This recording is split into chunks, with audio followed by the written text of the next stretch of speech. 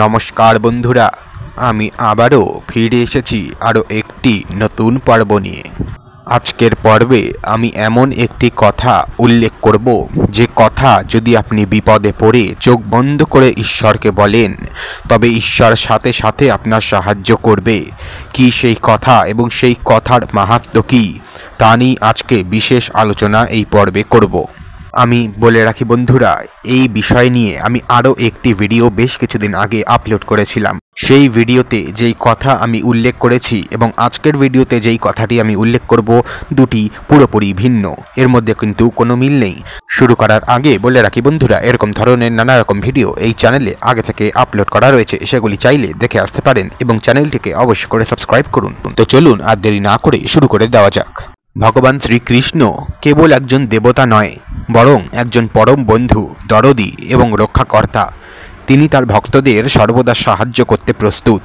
শ্রীমদ্ ভগবদ্ গীতা অনুসারে শ্রীকৃষ্ণ স্বয়ং বলেছেন, যখন তুমি বিপদে পড়বে তখন চোখ বন্ধ করে এক মনে আমাকে কৃষ্ণ কৃষ্ণ বলে ডাকবে, আমি সাথে সাথে তোমার সাহায্য করব। তো বন্ধুরা, এই মন্ত্র বা কথার শক্তি কী? এক মনে ডাকলে বিপদে পড়লে আমাদের মন উদ্বিগ্ন থাকে। এই মন্ত্র জপ করার সময় চোখ বন্ধ করে একমাত্র শ্রীকৃষ্ণের কথা চিন্তা করতে হবে। বিশ্বাস, শ্রীকৃষ্ণের প্রতি পূর্ণ বিশ্বাস থাকা খুবই জরুরি। নিয়মিত জপ, শুধু বিপদে পড়লেই যে আপনি জপ করবেন তা নয়। নিয়মিত এই মন্ত্র জপ করলে শ্রীকৃষ্ণের কৃপা লাভ করা থাকে, আপনাকে কেউ আটকাতে পারবে না। আমরা সকলেই ঈশ্বরকে ডাকি যখন আমাদের বিপদ ঘটে, যখন আমাদের বিপদ হয়। আপনারা কি কখনো আপনাদের ভালো সময় ঈশ্বরকে ডেকেছেন? ঈশ্বরের সাথে ভালোভাবে কথা বলেছেন? ঈশ্বরকে বলেছেন তুমিও ভালো থেকো, তুমিও সুস্থ থেকো?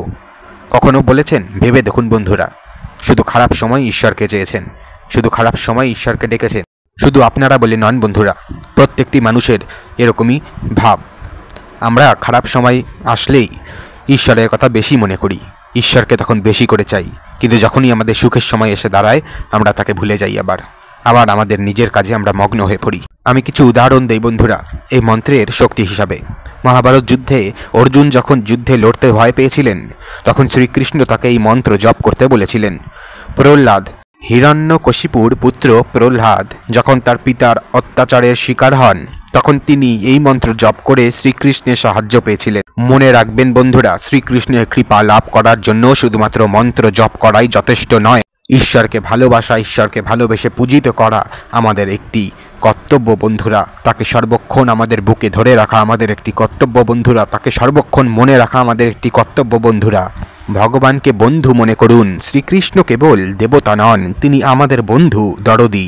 বিপদে বন্ধুকে ডাকা স্বাভাবিক, কিন্তু সত্যিকারের বন্ধুত্ব গড়তে হলে তাকে বিশ্বাস করতে হবে, তার কথা মতো চলতে হবে।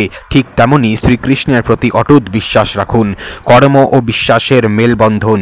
শুধু মন্ত্র জপ করে বসে থাকলেই হবে না, আমাদের সৎকর্মের মাধ্যমে নিজের পথকে সঠিক রাখতে হবে। মনে রাখুন, বিশ্বাসের পাশে কর্মের জোর লাগে। নিঃস্বার্থ সেবা। শ্রীকৃষ্ণের সবার কল্যাণ চান, তাই তার কৃপা পেতে চাইলে নিজের সুখের চেয়ে অন্যের কল্যাণকে গুরুত্ব দিতে হবে। নিঃস্বার্থে অন্যের সেবা করুন, দেখবেন শ্রীকৃষ্ণ আপনার পাশেই। নিয়মিত স্মরণ। বিপদে পড়লেই ডাকবো, এই ভাবনা ঠিক নয়। নিয়মিত শ্রীকৃষ্ণকে স্মরণ করুন, জপ করুন, এতে তার সঙ্গ অনুভূত হবে, মন শান্তি পাবে। শ্রীকৃষ্ণের কাছে সাহায্য চাওয়া মানেই শুধু বিপদের সময় মন্ত্র জপ করা নয়, এটি একটি সম্পূর্ণ জীবনধারা গ্রহণের কথা। আত্মসমর্পণ। শ্রীকৃষ্ণের সাহায্য পেতে চাইলে আত্মসমর্পণ করতে হবে। নিজের অহং, ক্রোধ, লোভ জয় করে তাকে মনের সিংহাসনে বসাতে হবে। সত্য, অহিংসা, অপরিগ্রহ, শৌচ, ইন্দ্রিয় জয়ের মতো গুণ গ্রহণ করতে হবে। কর্মফল বাদ কর্মের ফল ভোগ করতে হবে, এটাই জীবনের নিয়ম। শুধু মন্ত্র জপ করে সব ঠিক হয়ে যাবে এমনটা ভাবা ভুল। সৎকর্ম করুন, ভালো ফল পাবেন। খারাপ কর্ম করবেন, খারাপ ফল পাবেন। এটি বোঝা খুবই সহজ এবং খুবই স্পষ্টভাবে বলা। কৃষ্ণ ভক্তি। শ্রীকৃষ্ণের প্রতি ভালোবাসা ও শ্রদ্ধা থাকা জরুরি। তার জীবনী, গীতা, ভজন ইত্যাদি পড়ুন, শুনুন, এতে তার প্রতি ভক্তি বাড়বে, তাকে জানার ইচ্ছা, আগ্রহ আরও বাড়বে। সেবামূলক কাজ। শ্রীকৃষ্ণ নিজেও অনেকের সেবা করেছেন, তাই তার কৃপা পেতে চাইলে নিজের সমাজের পরিবারের প্রতিবেশীর কাজে লাগুন। সৎ জীবন, মিথ্যা, চুরি, পরনিন্দা ইত্যাদি অন্যায় কাজ পরিহার করুন। সৎ জীবন যাপনই শ্রীকৃষ্ণের কাছে পৌঁছানোর সঠিক পথ। আর যদি আপনি খারাপ পথ বেছে নেন, আপনি অস্থায়ীভাবে সুখ যাপন করছেন ঠিকই, কিন্তু পরবর্তীকালে আপনাকে এই খারাপ কর্মের খারাপ ফল ভোগ করতেই হবে। এই পথ কঠিন হতে পারে বন্ধুরা, কিন্তু মনে রাখবেন শ্রীকৃষ্ণ সবসময় আপনার পাশে আছেন। তার প্রতি বিশ্বাস রাখুন, সৎ জীবন যাপন করুন, তিনি নিশ্চয়ই আপনাকে সাহায্য করবেন।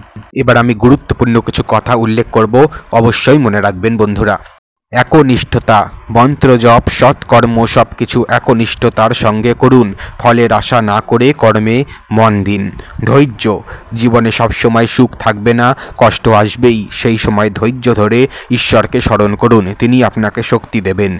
আত্মবিশ্বাস, চ্যালেঞ্জের মুখে আত্মবিশ্বাস হারাবেন না। শ্রীকৃষ্ণ সবার মধ্যেই আছেন, তিনি আপনারও আছেন। এই বিশ্বাস আপনাকে সামনে এগিয়ে যেতে সাহায্য করবে। কৃতজ্ঞতা, জীবনে যা কিছু পেয়েছেন তার জন্য কৃতজ্ঞতা জানান, যা কিছু হারিয়েছেন তার জন্য কৃতজ্ঞতা জানান। শ্রীকৃষ্ণের কৃপার কথা মনে রাখুন। অনুপ্রেরণা, শ্রীকৃষ্ণের জীবনী, গীতা, অন্যান্য ভক্তদের গল্প আপনাকে অনুপ্রাণিত করবে। তাদের থেকে শিক্ষা নিন, নিজের জীবনে প্রয়োগ করুন। শেষ কথা বলি বন্ধুরা, শ্রীকৃষ্ণের নাম স্মরণ করা আপনাকে বিপদ থেকে রক্ষা করবে, আপনাকে বিপদ থেকে উদ্ধার করবে, এতে সন্দেহ নেই। কিন্তু মনে রাখবেন, জীবনে একটি যাত্রা, এই যাত্রায় শ্রীকৃষ্ণ আপনার সঙ্গী।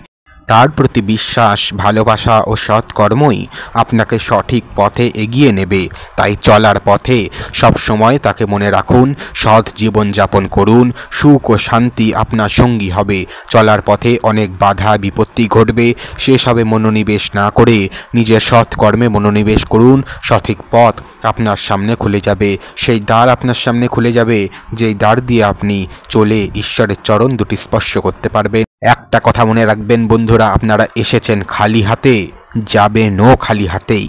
তাই যদি কিছু নিয়ে যেতে পারেন, সেটা হলো ঈশ্বরের চরণ, ঈশ্বরের ভালোবাসা। তাই তাকে ধরার চেষ্টা করুন, অন্য কিছু নয়। আজকের জন্য এ পর্যন্তই বন্ধুরা, দেখা হচ্ছে পরের ভিডিওতে। সুস্থ থাকবেন, ভালো থাকবেন।